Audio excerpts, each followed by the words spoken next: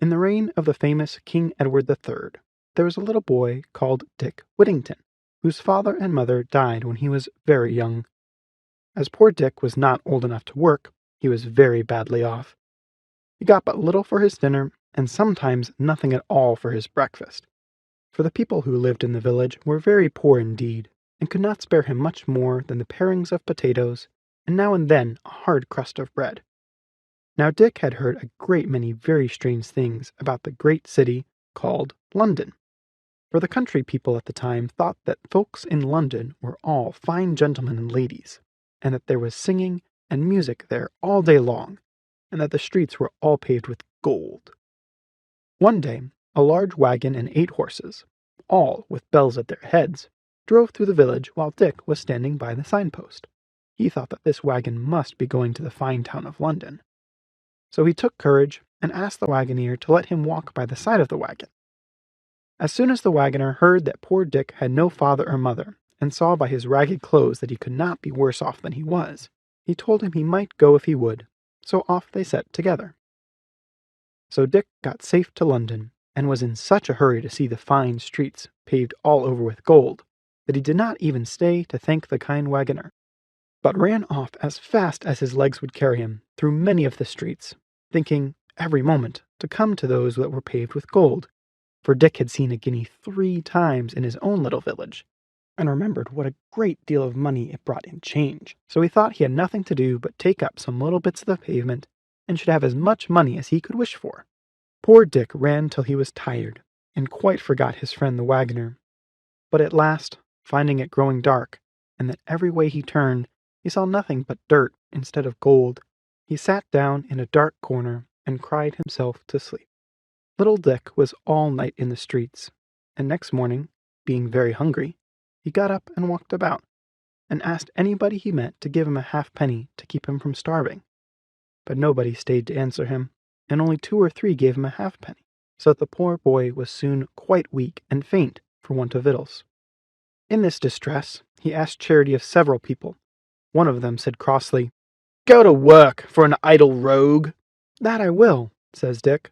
"I will go to work for you, if you'll let me." But the man only cursed at him, and went on. At last, a good-natured looking gentleman saw how hungry he looked. "Why don't you go to work, my lad?" he said to Dick. "That I would, but I don't know how to get any," answered Dick. "If you're willing, come along with me," said the gentleman, and took him to a hayfield, where Dick worked briskly and lived merrily till the hay was made. After this he found himself as badly off as before, and being almost starved again, he laid himself down at the door of Mr. Fitzwarren, a rich merchant. Here he was soon seen by the cook's maid, who was an ill-tempered creature, and happened to just then be very busy dressing dinner for her master and mistress. So she called out to poor Dick, "What business have you there, you lazy rogue? There's nothing else but beggars. If you do not take yourself away, we'll see how you like a sousing of some dishwater. I have some here, hot enough to make you jump." Just at that time, Mr. Fitzwarren himself came home to dinner, and when he saw a dirty, ragged boy lying at the door, he asked him, "Why do you lie there, boy? You seem old enough to work.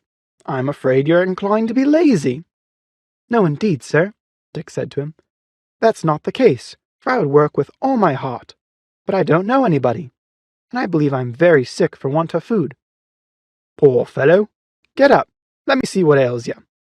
Dick now tried to rise, but was obliged to lay down again, being too weak to stand, for he had not eaten any food for 3 days, and was no longer able to run about and beg a halfpenny of the people in the streets. So the kind merchant ordered him to be taken into the house, and have a good dinner given to him, and to be kept to do the work that he was able to do for the cook. Little Dick would have lived very happily in this good family, if it had not been for the ill-natured cook. She used to say, "You are under me, so look sharp. Clean the spit and the dripping pan. Make the fires, wind up the jack, and do all the scullery work nimbly, or—" and she would shake the ladle at him. Besides, she was so fond of basting that when she had no meat to baste, she would baste poor Dick's head and shoulders with a broom, or anything else that happened to fall in her way. At last her ill usage of him was told to Alice, Mr. Fitzwarren's daughter, who told the cook she could be turned away if she did not treat him kinder. The behavior of the cook was now a little better, but besides this, Dick had another hardship to get over.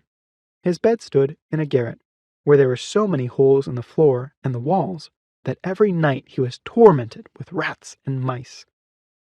A gentleman having given Dick a penny for cleaning his shoes, he thought he would buy a cat with it. The next day he saw a girl with a cat, and he asked her, "Would you let me have the cat for a penny?" The girl said, "Yes, that I will, master, though she's an excellent mouser." Dick hid his cat in the garret, and always took care to carry a part of his dinner to her, and in a short time he had no more trouble with rats and mice, but slept quite sound every night. Soon after this, his master had a ship ready to sail, and as it was the custom that all of his servants should have some chance of good fortune as well as himself, he called them all into the parlor, and asked them what they would send out. They all had something that they were willing to venture, except poor Dick, who had neither money nor goods, and therefore could send nothing. For this reason he did not come into the parlor with the rest, but Miss Alice guessed what was the matter, and ordered him to be called in. Then she said, "I will lay down some money for him, from my own purse." But her father told her, "This will not do, for it must be something of his own." When poor Dick heard this, he said, "I have nothing but a cat, which I bought for a penny some time since from a little girl." "Fetch your cat then, my lad," said Mr. Fitzwarren, "and let her go." Dick went upstairs and brought down poor puss, with tears in his eyes, and gave her to the captain. "For," he said, "I shall now be kept awake all night by the rats and mice." All the company laughed at Dick's odd venture, and Miss Alice, who felt pity for him, gave him some money to buy another cat. This and many other marks of kindness shown him by Miss Alice made the ill-tempered cook jealous of poor Dick, and she began to use him more cruelly than ever, and always made game of him for sending his cat out to sea. She asked him, "Do you think your cat will sell for as much money as would buy a stick to beat ya?" At last poor Dick could not bear this usage any longer, and he thought he would run away from this place. So he packed up his few things and started very early in the morning, on All Hallows Day, the 1st of November. He walked as far as Holloway, and there sat down on a stone, which to this day is called Whittington Stone, and began to think to himself which road he should take. And while he was thinking what he should do, the bells of Bow Church, which at that time were only 6, began to ring, and their sound seemed to say to him, "Turn again, Whittington, thrice Lord Mayor of London." "Mayor of London?" he said to himself. "Why, to be sure, I'd put up with almost anything now, to be Lord Mayor of London, and ride in a fine coach when I grow to be a man. Well, I will go back, and think nothing of the cuffing and scolding of the old cook, if I am to be Lord Mayor of London at last." Dick went back, and was lucky enough to get into the house, and set about his work, before the old cook came downstairs. We must now follow Miss Puss to the coast of Africa. The ship with the cat on board was a long time at sea, and was at last driven by the winds on a part of the coast of Barbary, where the only people were the Moors, unknown to the English. The people came in great numbers to see the sailors, because they were of different color to themselves, and treated them civilly, and when they became better acquainted, were very eager to buy the fine things that the ship was loaded with. When the captain saw this, he sent patterns of the best things he had to the king of the country, who was so much pleased with them that he sent the captain to the palace. Here they were placed, as it is in the custom of the country, on rich carpets flowered with gold and silver. The king and queen were seated on the upper end of the room, and a number of dishes were brought in for dinner. They had not sat long when a vast number of rats and mice rushed in and devoured all the meat in an instant. The captain wondered at this, and asked if the vermin were not unpleasant. "Oh yes," they said, "very offensive, and the king would give half his treasure to be freed of them, for they not only destroy his dinner, as you see, but they assault him in his chamber, and even in bed, so that he is obliged to be watched while he is sleeping for fear of them." The captain jumped for joy. He remembered poor Whittington and his cat, and told the king he had a creature on board the ship they would dispatch all these vermin immediately.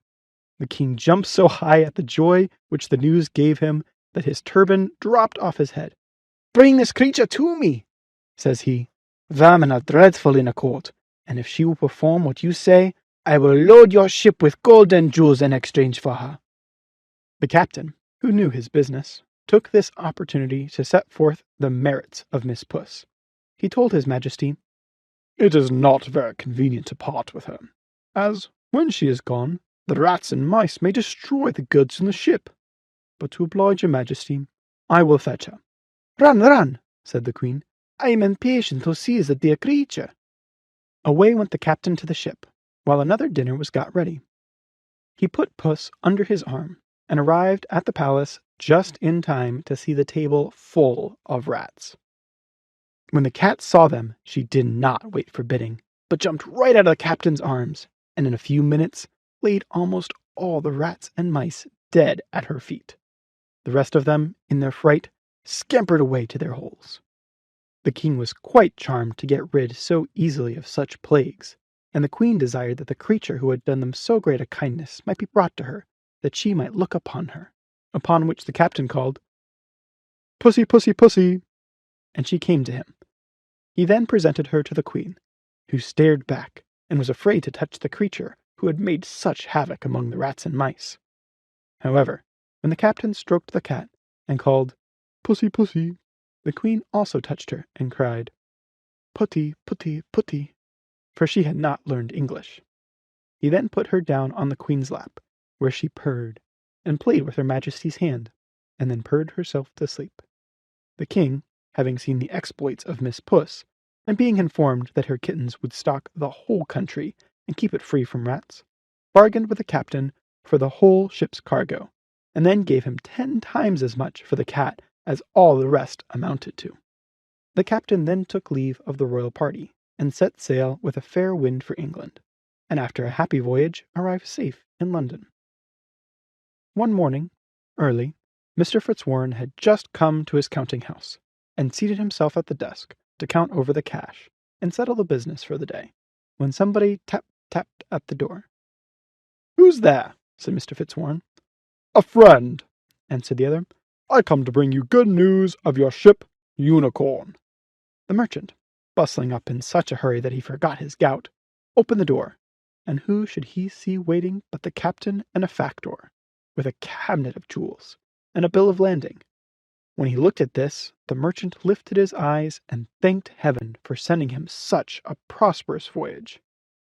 They then told the story of the cat, and showed the rich present that the king and queen had sent for her to poor Dick.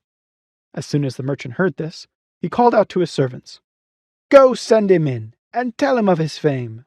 Pray, call him Mr. Whittington by name." Mr. Fitzwarren now showed himself to be a good man, for when some of his servants said so great a treasure was too much for him, he answered, "God forbid I should deprive him of the value of a single penny. It is his own, and he shall have it to the farthing." And he sent for Dick, who at that time was scouring pots for the cook, and was quite dirty. He would have excused himself from coming into the country house, saying, "The room is swept, and my shoes are dirty, and full of hobnails." But the merchant ordered him to come in.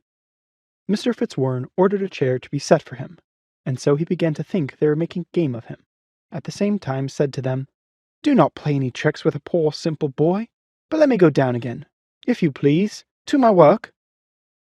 "Indeed, Mr. Whittington," said the merchant, "we are all quite in earnest with you, and I most heartily rejoice in the news that these gentlemen have brought for you, for the captain has sold your cat to the King of Barbary, and brought you in return for her more riches than I possess in the whole world, and I wish you may long enjoy them." Mr. Fitzwarren then told the men to open the great treasure they had brought with them, and said, "Mr. Whittington has nothing to do but put it in a place of safety." Poor Dick hardly knew how to behave himself for joy. He begged his master to take what part of it he pleased, since he owed it all to his kindness. "No, no," answered Mr. Fitzwarren. "This is all your own, I have no doubt, but you will use it well."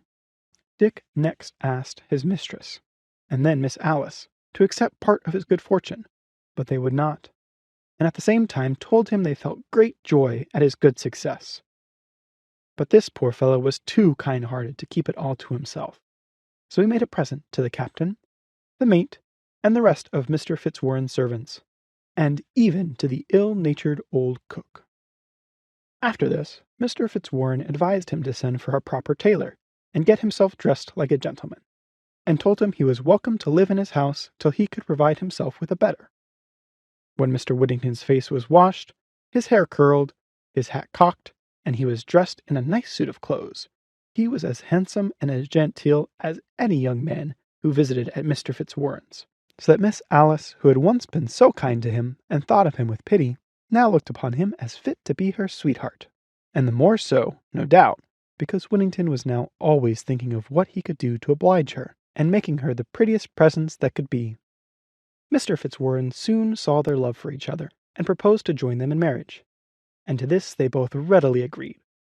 A day for the wedding was soon fixed, and they were attended to the church by the Lord Mayor, the Court of Aldermen, the sheriffs, and a great number of the richest merchants in London, whom they afterwards treated with a very rich feast. History tells us that Mr. Whittington and his lady lived in great splendor, and were very happy. They had several children. He was Sheriff of London, thrice Lord Mayor, and received the honor of knighthood by Henry V. He entertained this king and his queen at dinner after his conquest of France so grandly that the king said, "Never had prince such a subject." When Sir Richard heard this, he said, "Never had subject such a prince." The figure of Sir Richard Whittington and his cat in his arms, carved in stone, was to be seen till the year 1870 over the archway of the old prison of Newgate, which he built for criminals. End of Whittington and his Cat.